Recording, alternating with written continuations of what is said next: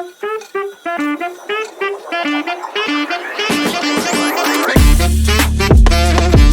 Vibe.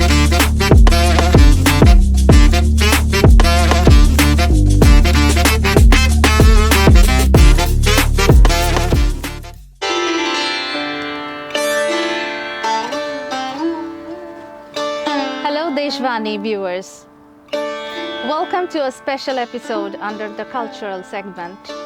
I'm Sampurna Chakraborty, and today I have with me a very special guest, KG Westman, who is a musician, a composer, a teacher, a connoisseur of music, and he also hosts several concerts.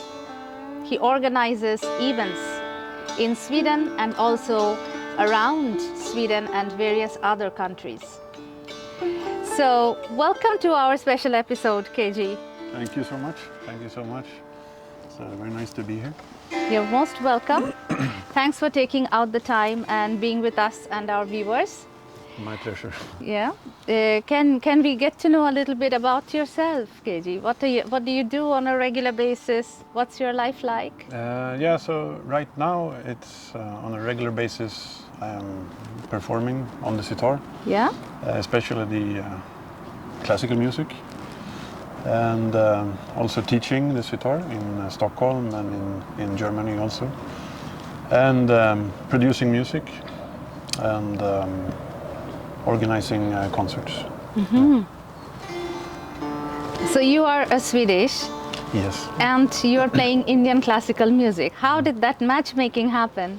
I was always learning music and interested in music. So I grew up playing music, and I was studying jazz music. Mm-hmm. And I was very much into guitar, and I practiced a lot of guitar.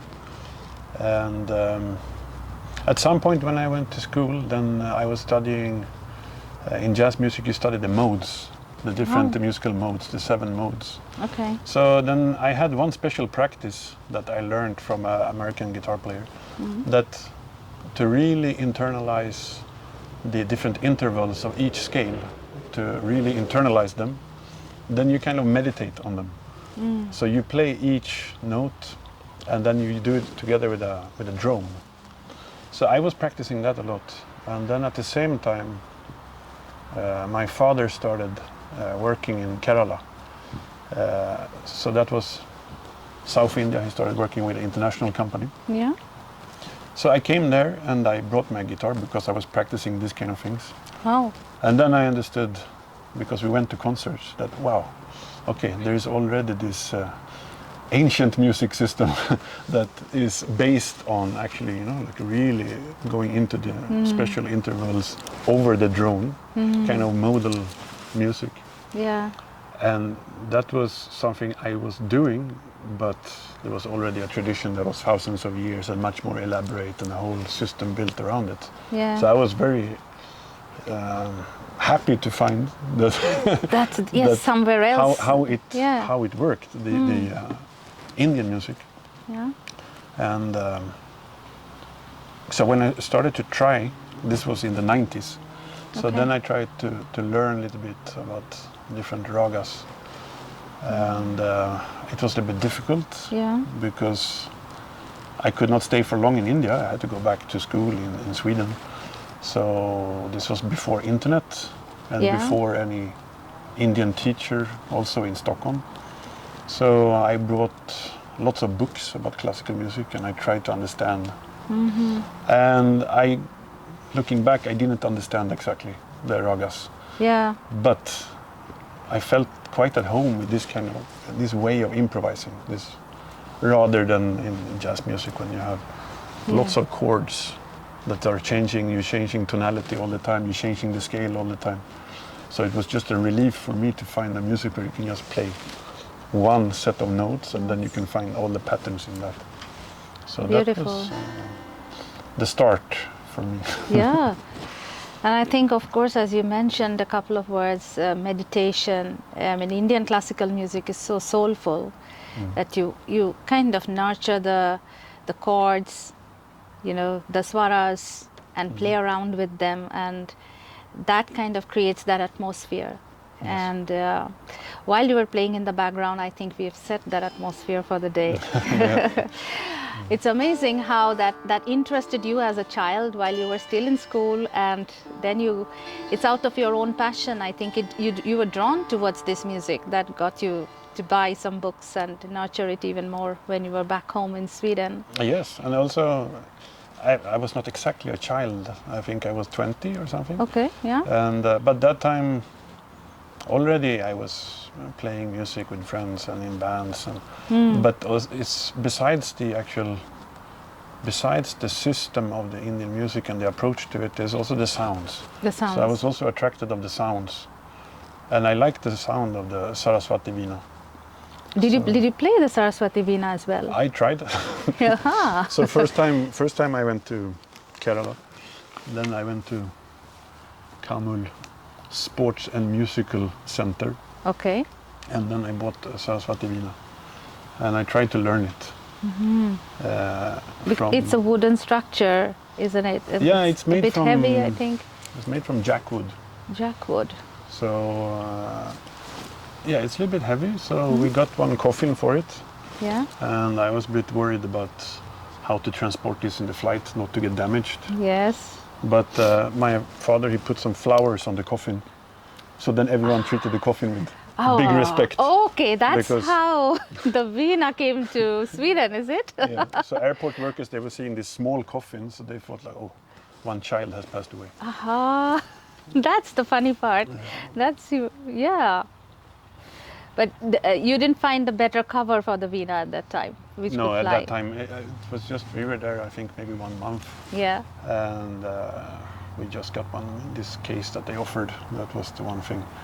I didn't have any connections with musicians in India or at that time. I was just there first time and didn't know anything about anything. Yeah. So and there you go. Today you're playing sitar. You're doing concerts. I mean, when you were 20, probably you didn't even dream about it, didn't think about it, but you just liked it and you spent your time with music. yeah, there is something special with the classical music. So like you were saying before, that it doesn't matter. I mean, if you understand the music, if you are a learned listener or performer, then you can of course appreciate more. Yeah. But you can also, I mean, the ragas should have effect, even if you don't understand anything. You're not, it might be a child, animal, anything. So it should have effect without any knowledge also. So I think that is one of the powers of the classical music, that is working in two ways. So you have, yeah, it's the intellectual aspect, but then there's also the feeling. Yes. So that is always there. And that's why I think this music is spreading, because It is. it hits people with emotions, Yes. like it should. Yeah. And then people also get like interested in learning, and then there's so much intellectual. Yes. There's the whole system, and you can go very deep. It's very scientific, I think. Yeah. Ragas can start from early mornings to mid mornings, afternoon, and different flavors and moods come into play, and also very deep late night ragas really help in a lot of meditation and reflection. So it is very scientific, I think. Also, I think, for example, first time when I was there in 96, 97, then I was buying cassette tapes of Pandit Ravi Shankar. yeah. So listening to this, it gives you a feeling. And then much later I started to learn sitar. And then listening again, I realized, like, okay, he's doing all these things, these rhythmic patterns, Yeah. because he's also a very rhythmic player. Yes. And with a dance background, so very complex rhythms. Yeah. And then listening 10 years later again, it's like, oh, inside this there's also this. And every time I learn something new, I can go back to those tapes, and then I can always find another layer. So that's like a he's library influencing. almost. Yeah, but it shows that I'm not any expert in classical music, but after learning for 20 years, then still there's so many layers I don't know about just in one piece of music. You can go deeper and deeper. Yes. Yes. So I think it's fascinating. I think when it comes to Pandit Ravi Shankar, is maybe only Alaraka was understanding the rhythms, but I think most people cannot understand actually what is going on. And still he could reach all these people in the United States and in the West in the 60s and 70s without just going on TV shows, playing classical ragas, and people will be, he would have some impact. So. And he's played some of the biggest concert. I mean, kids, we have seen captures where kids were awestruck by the music as well. I mean, they didn't know anything. So he could reach out to any section of the society and... it works on all levels. At all levels. At the same time. Yes, fantastic. So you played a number of instruments, and that naturally came to you. You were born to be a musician. How are your days now? I know that you kind of play a lot of concerts. You also teach. How did that happen? Yeah, I think number of instruments. So when I was growing up, then I had my father liked to collect things from. He was buying things on auction. And so I think he got one electric organ he got for cheap, and it was put in my room. And I think we also had a piano at home. Okay. So then I was just slowly dabbling around a little bit with that. Yeah. I wanted to play guitar, actually. Okay. So then I wanted to pick up guitar, but my mother had the idea that it's better if I pick some unusual instrument. So I can be someone. Because everyone is playing guitar. So there's lots of competition. Yeah. So then, for some reason, I started with cello, which I didn't like. And I went, I think, every Tuesday or something, you go... the Kulturhuset? Culture school, or music school, is like through the municipality. Kulturskolan, yeah, that's what we call Kulturskolan. Music, yeah. So I was doing that until I understood that it was not mandatory. Then I quit immediately. Okay. I had this impression because everyone is doing it in Sweden. So probably everybody needs to do it. You thought so initially? I thought so, yeah. It's very common in Sweden that the kids go and play something once a week or something after school. But as soon as I realized this is not mandatory, then I quit cello. Yeah. And actually I started playing guitar on my own and learning it. So you learned guitar on your own? Starting it and playing around, spending time with the instruments, And then later on, you know, it's when you reach 10th year of school, then you can choose your kind of direction. Yeah. So I wanted to go in this like aesthetical program with a music profile. And then you're starting to learn like about harmony, and you get teaching in your main instrument, second instrument. So then I was learning more guitar and keyboards, and then it just went on. I started studying jazz after school. Yeah. And then I started to play rock music and started touring in Europe. So I was doing that for many years. You played in the band first, you said? Yeah. So then we started releasing albums and touring. Yeah. So releasing album every year and maybe tour. Yeah, like in the fall and in the spring.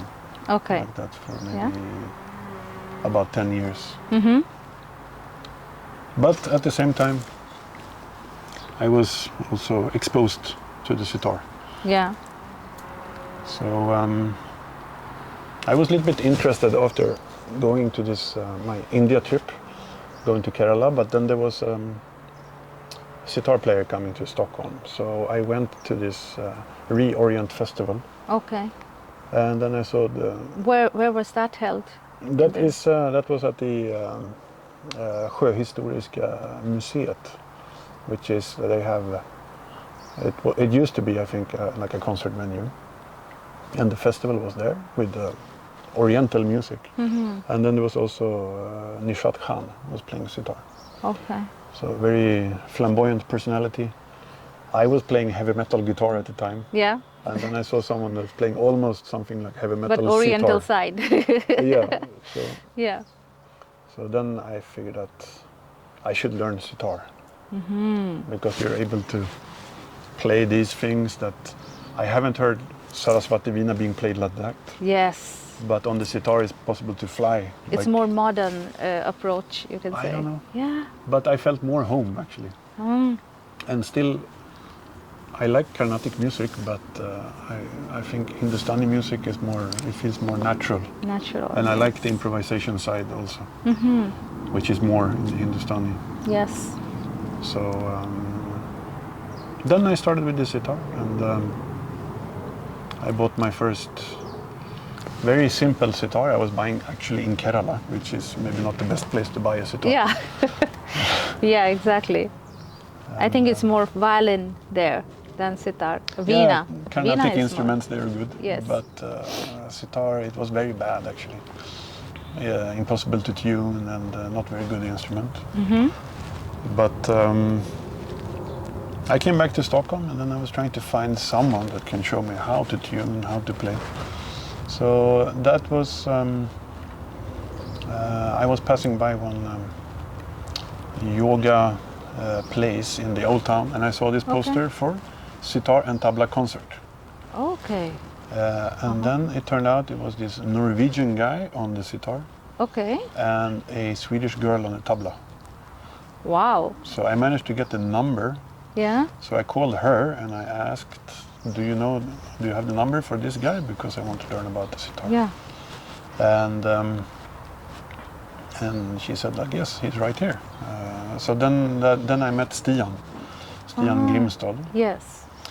So I started learning from him, just to get like the key, you know.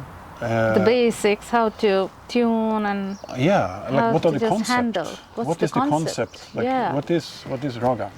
How does it work at all? Because of your curiosity, you went that level, and yeah, you wanted to just ask. Yeah, like Yeah. practically, how does it work? If you read in a book what is raga, you can read the Yeah. 10 books, but you don't know in practicality, Exactly. in performing, what is it? How do you put it to work? Yes. Yeah. So I started studying with him, and he had this idea that actually it turned out that there were several people studying classical music. Okay. Him and also Moa, that was his girlfriend at the time, that she was playing the tabla. Okay. And Stian had this idea that because they were going regularly to Varanasi to learn the music. Okay. So he had the idea that, okay, you should also come and learn in India. Yeah. And we should all have different teachers. So then we So can... you get different then we elements. can compare and we that's can so see good. what are they saying, is the information the same? Yeah. What is the style of teaching? How do they Yes. behave? What is going on? Like, because we were just trying to understand. But that's a very smart approach, yeah. Yeah. Because also it depends a lot upon your guru Yeah. and their gharana and their styles of music, and that's for sure. Yeah. So that time, before YouTube or there was not much online That you can refer A, B, C, D. No. Yeah. So yeah, we were just trying to understand the music, and so I went the first time to Varanasi together with Stian, and then after some time I was asking if I could start learning from Pandit Rabindra Narayan Goswamiji, that I started with in 2000. In Varanasi? In Varanasi. Oh. So I started learning from him in 2006. Okay. And that time I didn't know, actually. I only saw one concert and I was like, oh, I felt like no tension. Yeah. If you go to concerts in Varanasi, you can get all kinds of performers. Yes. But he seemed like very gentle, very royal and kind of like very humble, and just playing beautifully and playing slow, fast, but there was no like tension or stress. So I thought, You like the style. I like this kind of personality. I Yes. like, and also exciting to listen. Exactly. But I didn't know much about music, the classical music. So I understand now, almost 20 years or 18 years later, that I was quite lucky to have him as a teacher. So now I'm still learning from Goswamiji. And he's a Bengali too, I think. He's also Bengali, From West Bengal. Yeah. Yeah. Yeah. Yes. I think Bengali people are very good in music. Yeah, West Bengal and Kolkata has been the cultural capital of India, and almost everybody plays music, sings. I mean, at least when I grew up, since my childhood, I mean, I used to hear people practicing in tanpura, in harmonium, and almost everybody needs to practice. In the evenings, the atmosphere was filled with music wherever you would walk and go. It's something special in That's Kolkata. fantastic. Let's listen to some. Now that you're, I was playing. play for us something. Because we are sitting here in the afternoon, so I was playing Dimpalasi. Yes, Vimpalasi.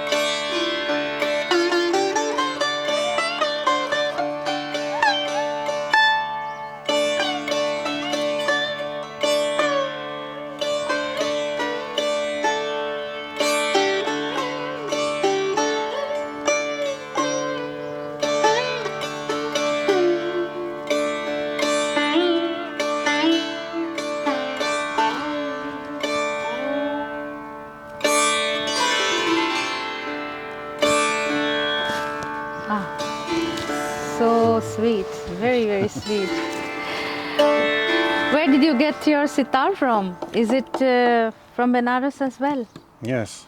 So, first time, when I was coming to Varanasi the first time, I took this Shiv Ganga Express from Delhi, overnight train to Varanasi, and I arrived on my own.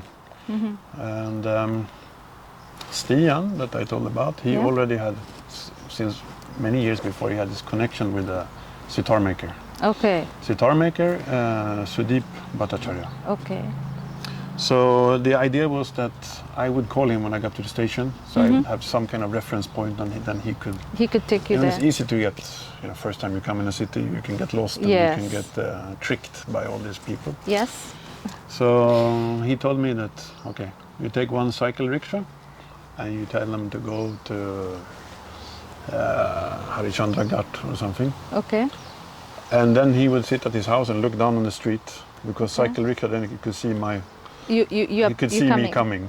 One foreigner coming on cycle rickshaw. They could spot you from there. So then he was the first person that I met in Varanasi, and immediately he took care of me and helped me. So since that time I was getting all my sitars from him actually, and his wife. Okay. So this, I think he made this sitar, I don't remember exactly, maybe 2008. It's a very beautiful one. I mean, there is Meenakari and beautiful work, Kalka work here, and all along you have Meena. Yeah. Yes. And then. And do you carry this in most of the countries you go for yes, a concert? Yes, this one. I used to actually get one new sitar every year I was going to India. I was thinking I bring it back, I can sell to someone, maybe some student or something. Yeah. But I realized of sometimes that getting a new one, you have to break them in and you have to get used to it, and you have to fix some things. Yes. So after some time I just started to carry this everywhere, because I figured this was the best one. Yeah. But then, a few years later he he got a brain tumor actually, so he passed away. Okay. But his wife is still running the business. So they were doing like a family kind of business, and she used to do the polish. I mean, she polish and economics, and he was more like set up. And, yes. But now she kind of stepped up, and now she's doing everything. Everything together. Yeah. So they are still doing these sitars, Bhattacharya. This has beautiful, beautiful sound. Yeah. And it will last a lifetime, I think. yes, it will. You're taking very good care. Today you came here with your bike and you just carried it behind, so it kind of belongs to you. Yes, yes. It is used to with all the travels, you know, and it's in very safe hands. Yes. So, like I said, already I met Stian and Moa in 2005, maybe. Or 2004. So they were already learning Indian classical music since years. And also there are more people that were learning, a few others in Stockholm. And I started to join them also in Varanasi, and we went there for learning in the winters. Okay. After some year, I think we went to Dover Lane Music Conference in 2005. Okay. And we came back and we said, like, there should be something in Sweden actually. You know? Very, so you got inspired by very that inspired. environment. You go there, you see all the great artists. Yes. Ali Akbar Khan was playing that time, and all the top players, everyone, all the big artists. And I think we buy tickets several months before to secure a seat to go to that musical conference. Yeah. So we just had like a dream that if we should be able to do something. Yeah. At least something, some concert. Some concert in Stockholm. Where people can play properly classical, the whole raga, you know. Yes. No hurry, but many times in Sweden or countries, it's just like, okay, can you do it in half an hour? Yeah. Can you do 20 minutes? I mean, that's okay, but there's also something happening if you give it time. Yes. Yeah, you can build it up. So that was the idea, that we wanted to do something where the music can be in its own terms. So we just checked one venue on my street. We were sitting in my apartment and we talked about this, and I thought, okay, let's check this venue down the street. Yeah. And then 1 month later we made the first festival. Oh. But the first festival was very small. Yeah. 20, 30 people. We were playing ourselves. Yeah. And some other people that were studying. We had Anurag Chaudhary. He was playing Bansuri. I think he later was president of Indo-Swedish Association. So just a few of us that were learning that music at the time. We were playing the first. So then we started doing year after year after year. And then after some time we could also start to invite bigger artists, international artists. Yeah. So from a very obscure kind of small concert for 20 people, then it started growing, and so now we. And you saw that the acceptance of that kind of music grew in the society as well. Very slowly. Slowly, yeah. Slowly. I think we help people to get like exposed to this music. Yes. And also, as you know, more and more Indians are moving to Sweden. Yes. And because now we are sitting north of Stockholm, and many IT people are here. Yes, yes. So many IT people are educated people, and educated people, they like classical music. Yes. Many times. Yes. And also their kids, they want them to learn this music. Absolutely. So they are living in Sweden and their kids are here. Yeah. So slowly, we are trying to do our part by spreading the music, and also more people are coming. And some people are, like yourself, working, but also good musician. So we try to keep in touch. I mean, yeah, it's absolutely. not easy. But it's not easy, and you know, it's something that comes out of love and passion. That's what I totally believe. So we went from something really small, and then we have been able to book bigger and bigger artists. Vishwan Mohammed was playing, and Sujat Khan was playing, Zakir Hussain was playing, Niladri Kumar. Yeah. And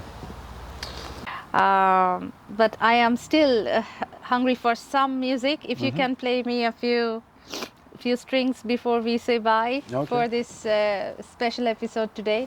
That would be fantastic. Yes. Anything of your choice. Okay, maybe I retune a little bit. Yes, retune it. No worries.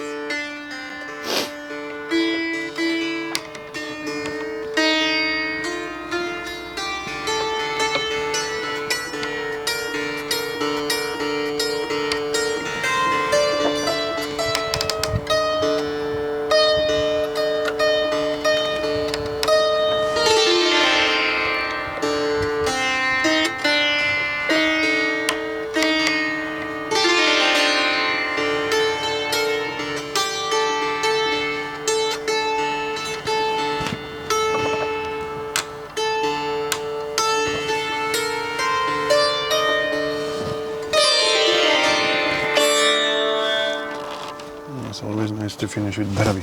Yeah. So would you like to play Bhairavi? Yeah. Yeah. In the end, why not? Very nice.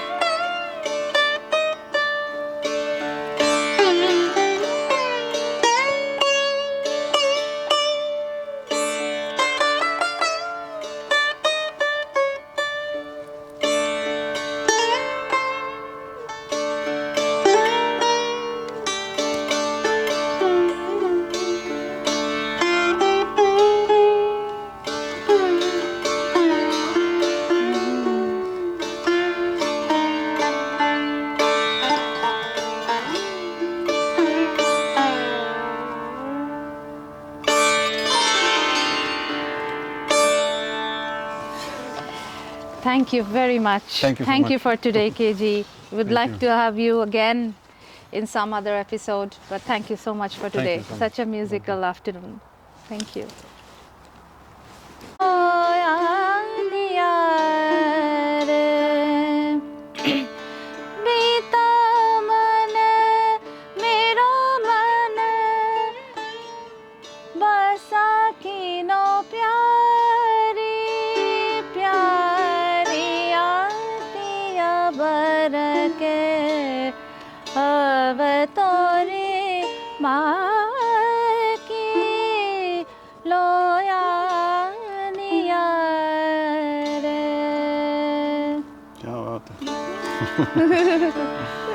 You reminded me of that.